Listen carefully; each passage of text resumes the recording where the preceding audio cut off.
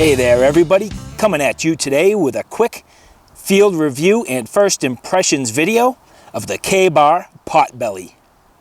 This Kabar Potbelly is a pretty hefty blade. I've always been a fan of larger knives, and I like a almost one blade option for general camp tasks and camp duties.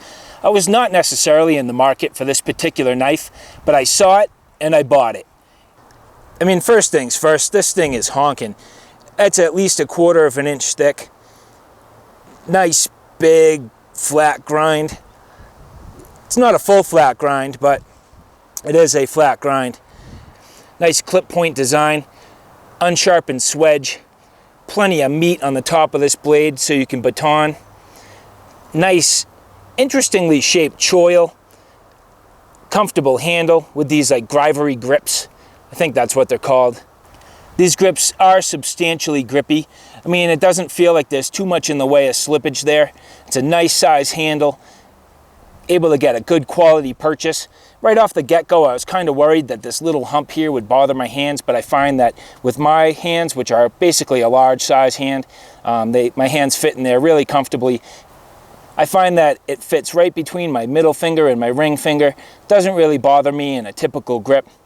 This obviously has the ability to choke back if you want for more of a chopping task. And if you want, you can reach all the way forward, almost get 3 full fingers in for your finer detailed tasks. I find that in this case, my ring finger and my pinky split that little hump there, and it doesn't really bother me either. And in fact, it's kind of comfortable and feels pretty good. What I don't really know is why there's a little notch here.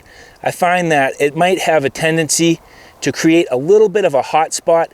I'm hoping that won't happen, but I guess I'll only know once I use the knife. But you can see where my finger just sits right on that little hump, right by that. I don't know, it's almost like a, if you see like sharpening choil, but obviously with the blades this far down, that's not the case. I'm wondering if that's sharp enough maybe to spark a ferro rod. So I'll give that a try when I get this thing in some use. Now this blade does have a black, almost traction coating on it.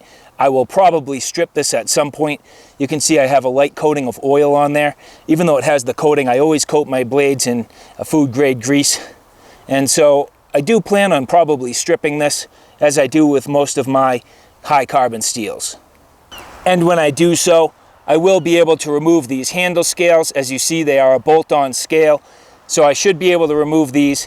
And if I want, I can get that coating removed all the way back underneath the scales. I probably will not do that. I'll probably mask off an area, and I'll probably leave the coating underneath the scales just for protection, and then I'll remove the coating for the rest of the blade. So what really drew my attention to this Potbelly was the fact that it looked like it would be a great knife for camp tasks, including some chopping work. And so the first thing I'm going to try is just some general chopping to see how this does. Of course, I'm going to choke back on this to give it a try. Decent bite. Take some nice chips.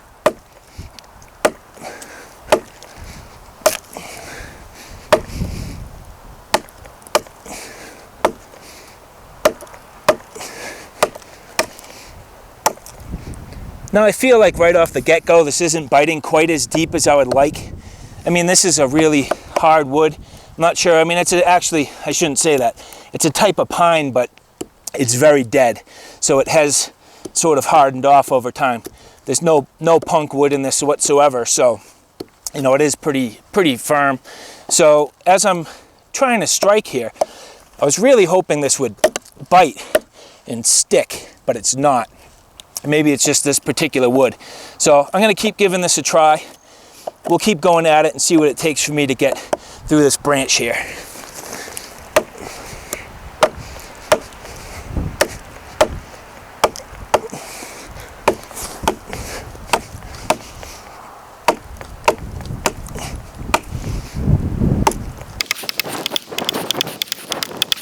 Now, just with the use I've given you, what I can tell you is, because I haven't added a lanyard, and I probably should have, I feel like I'm not trusting myself as far back as I could go for more strike power, more chopping capability. if I had that lanyard, I could either grip it or I could wrap it around my hand and feel a little more confident.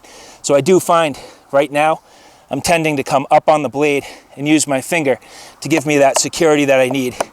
And it feels pretty good. I mean, I can tell I'd get better power coming back.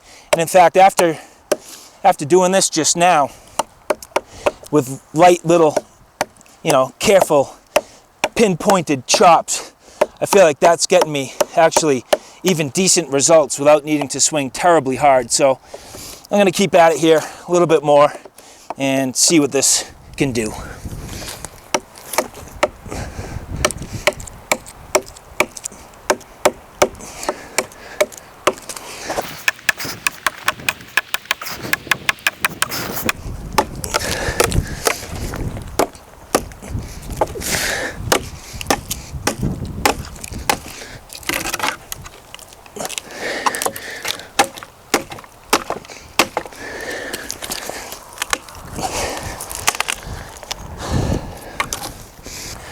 Now, what's kind of funny to me, I'm from the East Coast, and here I am hanging out in Colorado, so all of the wood types and, all the different barks and everything like that are completely different from what I'm used to. So in terms of, slicing and carving, I know already that this wood's going to behave just a little bit different than what I'm used to, and everything that I'm coming across here is completely dead. So this isn't the best test, but I'm more concerned right now with the comfort and how this feels.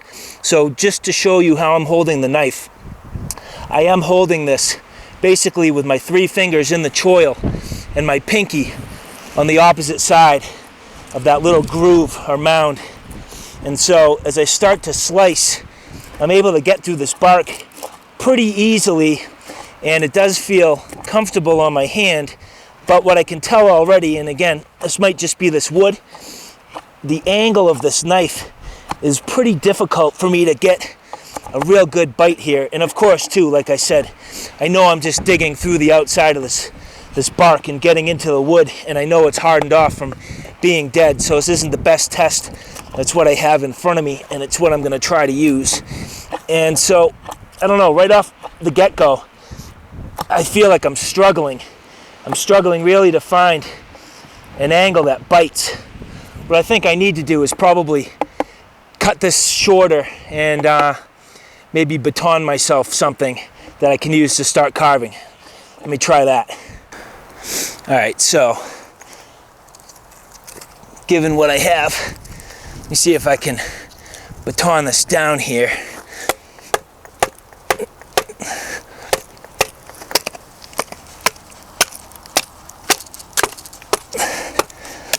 Oop. It's not too bad. It's kind of walking on me, but if you look, I mean, this grain is completely twisted, so it's not the knife's fault. And it's going down through it. This stuff is pretty hard. Not the best test example. I like my eastern woods better. I know them. I don't really know these woods too much here. All right, so this is not splitting well. And again, it's not the knife's fault.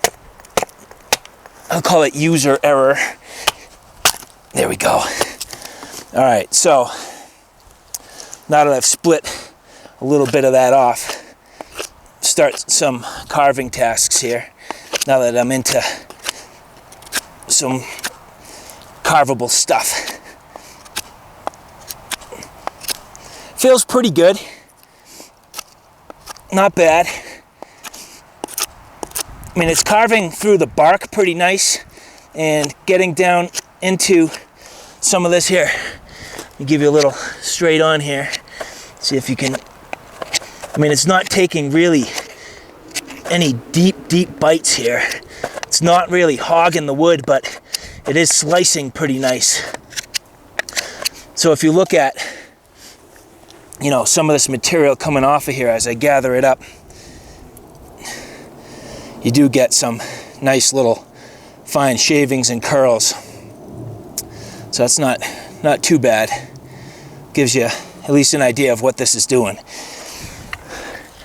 And just finally, let's see if I can get any resemblance of a curl or a feather stick going I don't really have the best pieces of wood here for it, but I can't really hold excuses. I gotta just kind of go for it and figure it out. I can tell you already, this just like glances past the wood. I gotta pay real close attention to my angle of attack. You know, just the angle of this grind, if I'm not careful, just allows the blade to slip on down the wood and get absolutely no bite at all. So when I find that angle and I ride the blade the right way, I find that I am taking curls. Now they're falling off the wood, and that's either my technique or the wood or the blade, and I'm not sure which. Like, I might not have a real good edge that I'm trying to run here, and so the curls are just falling off. Now this is making tiny, tiny, tight little curls. I don't know if you can see that on camera. You might not be able to see it too well, but they're falling off into a little pile on the ground. So it is basically usable shavings, but in terms of this becoming any sort of fire stick, it's not really quite the right application or the right technique. One or the other. I think it's partially the blade, mostly me, and partly the wood. So anyway, just a little trial there to give you an example. So one of the things I was curious about on this blade is this little notch here. Now I wasn't sure exactly what it was for, but I suggest that maybe it could be sharp enough to strike this ferro rod. So let's try the back of the spine and let's try this little notch and see if I can get some sparks. And right away, instantaneously, I can tell you that this spine definitely will not strike a spark. And so this notch here, nope, negative. No part of this knife, from what I can tell, will strike a spark. So I think either this could get dremeled out, which might be cool, but then again, you're putting that blade right in harm's way, right near your fingers, which I don't like that if you look how close that's going to get. So maybe I'll put a little sharpened spine on the back here where I can really throw some sparks using this blade. And that leaves me just with that question of what exactly this notch is for. I almost wish it wasn't there, because it wouldn't leave me with a little hot spot right where my finger rests against that choil. So I don't know, kind of strange. And just a quick look at the blade after some use. The edge is still factory perfect. The coating's a little bit dirty. I'm sure I could clean that right up and it'll come back to almost perfect condition. This knife does come with a little companion blade. It is skeletonized. Slide it out here. Just a tiny little skinning knife. Kind of interesting, actually. This to me looks like a blade that would be pretty sweet if you could build some nice little scales onto it. Has a nice little grip, decent size handle for its size. If you look, almost my entire hand fits on there. So it looks to me to be a pretty useful blade. I don't have any specs on this actual steel, and it's not incredibly sharp right off the get-go, but I can tell just by touching it that with a little bit of stropping and maybe some work on a fine ceramic rod, this will get right into shape. But actually, pretty nice little shape, and nice that it fits right in this system. So if you slide it into place, you'll see that there is a snap that you have to get over. So you get over the snap, and it slides right down into place. And if you look there, it almost has a little retention right on that snap. So that fits in perfect and gives you a nice little companion blade. I mean, this really won't even cut a hair, and it kind of catches on my nail. Yeah, it's not bad. I think it's probably more about the angle. This is almost like a hollow grind. So that angle's nice and sharp, and it does actually catch on my nail, so it's decent sharp, but it's not hair shaving sharp. So anyway, that just gives you an idea maybe of how this would be to use in your hand. Again, slightly undersized handle, a little bit uncomfortable with the skeletonized grip, and definitely needs a little bit of work in terms of touch up on the blade. Now this Potbelly does come with a Cordura sheath. You'll see here, it's actually pretty nice. I mean, you have Molly in the back. It's a dangler style almost. You have two levels of retention, There's a plastic insert that if you wanted to, you could almost heat it up and mold it to the knife to give it more of a Kydex-like fit. Has a nice big pocket on the outside capable of allowing you to stash some gear or just use it as a dump pouch if you're collecting tinder, bark or grasses or anything like that. It does have some paracord that comes with it on the inside so that you have a little stash. And just one of the little downfalls on this sheath, which I've already found out the hard way, as you draw the knife out, you need to be real careful of this strap because the blade will slice the strap. And actually, if you look here at mine, I don't know if you can see that, but I have already sliced my strap. And so that's kind of a bummer. But at least now I'm aware, and moving forward I will be more careful as to avoid any further damage. So what's my overall opinion of this Kabar Potbelly? It's pretty cool. Do I find this to be my end-all one-tool option for camp tasks? Probably not. But at the same time, I was intrigued by this and I'm glad I tried it out. I think there's a few things I'm going to need to do. First off, I need more practice with this knife. I need to be back home where I understand the terrain a little bit better. I'm more suited in my own home environment to having successful tasks, just working on wood that I'm comfortable with and I understand. Second is I need to take the coating off of this blade. I always like to have an uncoated blade, and whether or not that makes a difference, I honestly can't really say right now, but I know that's something I'm going to do. I need to continue to work on this edge, refine the edge and get it nice and sharp.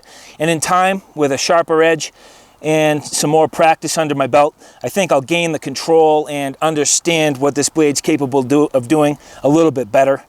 I'm overall happy with the comfort, the size, the weight, the chopping capability. Now it's just a matter of getting down to some of the finer tasks and seeing if this can work in a controlled fashion to get me some better results on things like my feather sticking and carving. So in terms of chopping and batoning, it was pretty good. And in terms of the finer detailed tasks, it's something I know that I need to work on. It's really my technique and I can't hold it against a knife, at least not yet. So anyway, guys, I hope you like what you saw. I hope you found it a little bit informative. If you like what you saw, please like, share, and subscribe. And as always, thanks for stopping by. Take care now. I'll see you soon.